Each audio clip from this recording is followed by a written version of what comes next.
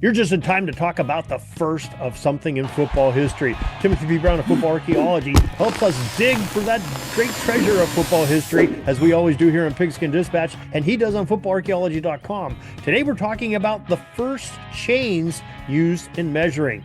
Tim's got all the scoop coming up in just a moment. This is the Pigskin Daily History Dispatch, a podcast that covers the anniversaries of American football events throughout history.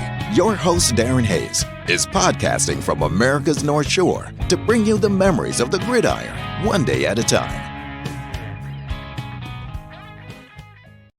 Before we get into our episode today, let's take the time to drill that football right into the like and subscribe button on your console so you know exactly when the notifications come up of the latest releases of Pigskin Dispatch podcast for some more great football history. Now on to our episode.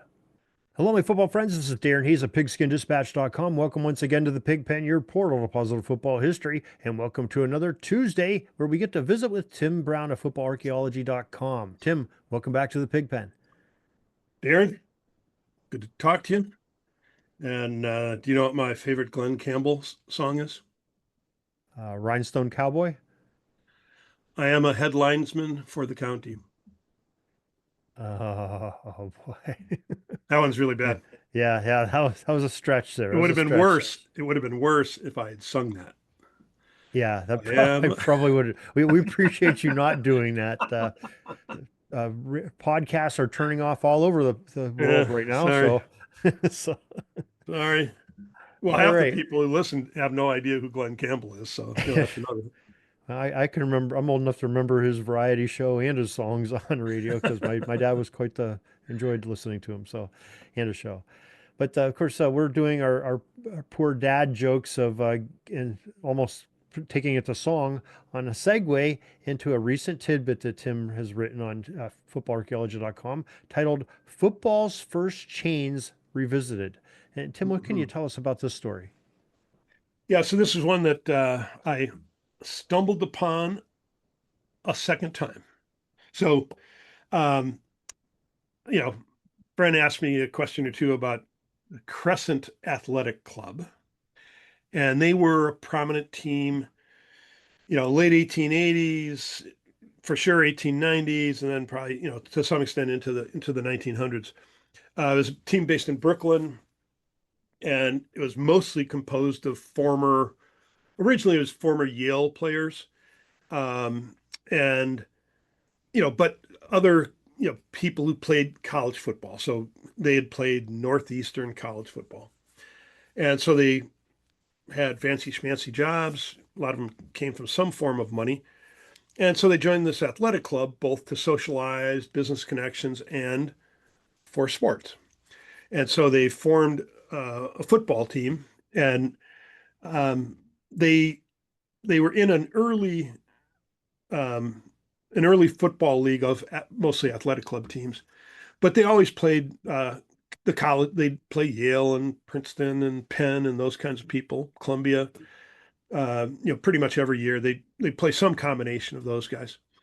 And so, anyways, I mean, they were very talented, quality team, but a little bit older than college players. So, so in looking into them again, I kind of came across, or I was reminded and came across some information about Crescent AC was the first team I came across where they were mentioned as using chains on the football field. So the down marker, kind of not the down marker, but the chains. And so I had, when I was first writing tidbits, I was just writing these they were intended to be almost like, a tweet or something like that, real short, boom, boom, boom. And so I wrote a quick little one about Crescent being the first ones that I had identified as using chains. But this article that I came across took it back another week or two, and it mentioned that they had played Penn twice that year. And as they were saying, well, Crescent Athletic Club is going to use this tool to help determine whether a team earned a first down. they mentioned that they had kind of gotten the idea or had seen it used by the folks at Penn, and specifically George Woodruff, who was the coach at Penn at the time. So that's the first time I had come across that, and I went and looked at some Penn articles trying to find any kind of reference to Woodruff and chains or down markers or any kind of terminology like that. And I didn't find anything. Now, if somebody else out there is aware of some, let us know.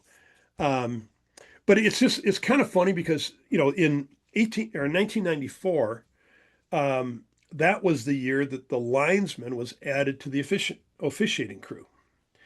And so before that, you had the really early stuff, but then from like 1880 through 1893, you had a referee and an umpire. Mhm. And so the referee was responsible for keeping track of whether or not the team, gained 5 yards. And best as I can tell, what they used to do is they'd drop a handkerchief on the ground wherever the first down was.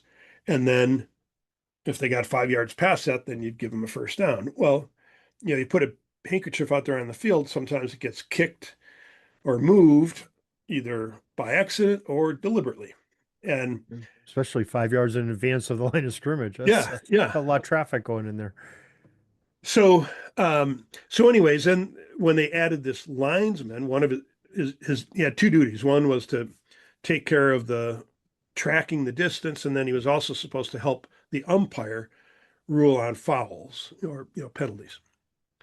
And so the the suggestion at the beginning was that you basically have a flag for each down. So first down, you'd put a flag in the ground over on the sideline. Second down, you'd put the second down flag in the ground wherever that was, and then um, I mean, you'd do the same thing on third down just in case there was some kind of a penalty. But you only had three downs, at that time, so typically you're going to punt. But um, so, anyways, it's just one of those things that that makes sense to do that. I mean, if first idea on how to to use a tool to track the yardage, a flag for each down makes pretty good sense to me.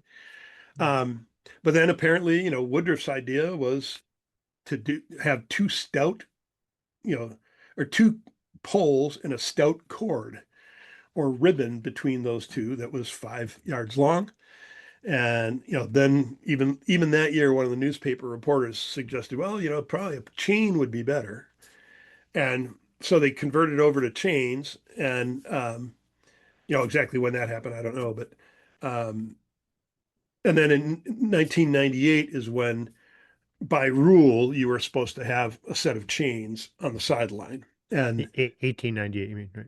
yeah, I'm 18. sorry, yeah, 1898. Okay. So anyways, I mean, it's just one of those things that we don't think about much. I mean, obviously with some of the changes the NFL is going through, I mean, we we've thought about how to make that process better. But the chains have been around since, well, for whatever, 130 120, years. 125 years or something. Yeah. And um, and yet, you just don't think about, well, when did they first show up? Where who came up with the first set of chains? I mean, because that had to be invented by somebody. Hmm. So, who came up with it? I mean, apparently George Woodruff. I haven't found any corroboration for that, but for the first mention that I find in the newspapers, anyways, is it's all about Crescent Athletic Club. So Yeah, isn't that sort of an interesting facet? Whether it was Woodruff or not, but we know, like, Crescent, was adopting it, but that the teams were initiating the changes to officiating equipment and not the officials or the rules makers making those changes. That's kind of yeah, a different facet that we wouldn't think of today. okay, but that was like I mean, at the time there were no officials. I mean, no one was trained. There was no official training programs or anything. officials were coaches who, had an off day, they had a bye, or they were just, former players who understood the rules and were considered, honorable people. And, it really isn't until the 20s when people, when they started organizing real training processes and books. And, I've got a book on the shelf over here. To my knowledge, it's the first book on officiating, by a guy, Lambert, who was an Ohio State guy. But yeah, I mean, it was just, it wasn't somebody like, okay, I'm an official. How am I going to make this process better? They just were.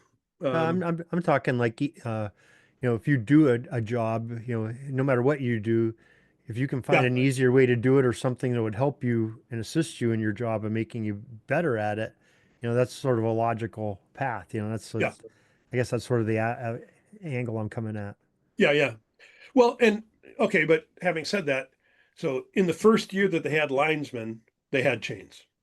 So now before that they didn't have them, right? Right. But they didn't have anybody who could do it. I mean, the referee would have had to have been standing out there on the field, and that's why, like, for a long time, the linesman would be holding these little posts. I mean, I've got pictures of those guys running up and down the field with those little posts all the time, and the little box, 1, 2, 3, 4 Mm-hmm. on top of it, the down box. So yeah, I don't know. It's one of those crazy things. And it's like, yeah, why didn't they figure that out earlier? But it, just takes a little bit of time. No other sport has anything like it. So, it had to start somewhere, and it is one of the innovations that football made unique to itself. So, Yeah. kind of fascinating. Yeah, good stuff. You delve into these ancient aspects of the game and how it was played and how it was officiated, how why things are the way they are, why they're called things that they are today, in your tidbits and in your books. And maybe you could share with listeners where they can partake of some of your work. Yep. So, for the blog newsletter is Football Archeology. It's a Substack site. So go there. You can subscribe or just bookmark it or visit whenever you feel like it. All my books are available online, at Amazon, Barnes and Noble, Walmart, all the normal online, bookstores. So, yeah, it's all out there if you're looking for it. All right. Well, we sure enjoy having you here. Each Tuesday is having one of the avenues of people to take in some of your stuff, and we'd love to talk to you again next Tuesday. Very good. Look forward to it. That's all the football history we have today, folks. Join us back tomorrow for more of your football history. We invite you to check out our website, pigskindispatch.com, not only to see the daily football history, but to experience positive football with our many articles on the good people of the game, as well as our own football comic strip, Cleat Marks Comics. Pigskindispatch.com is also on social media outlets, Facebook, Twitter, Instagram, and don't forget the Pigskin Dispatch YouTube channel to get all of your positive football news and history. Special thanks to the talents of Mike and Gene Monroe, as well as Jason Neff for letting us use their music during our podcast. This podcast is part of the Sports History Network, your headquarters for the yesteryear of your favorite sport. You can learn more at sportshistorynetwork.com.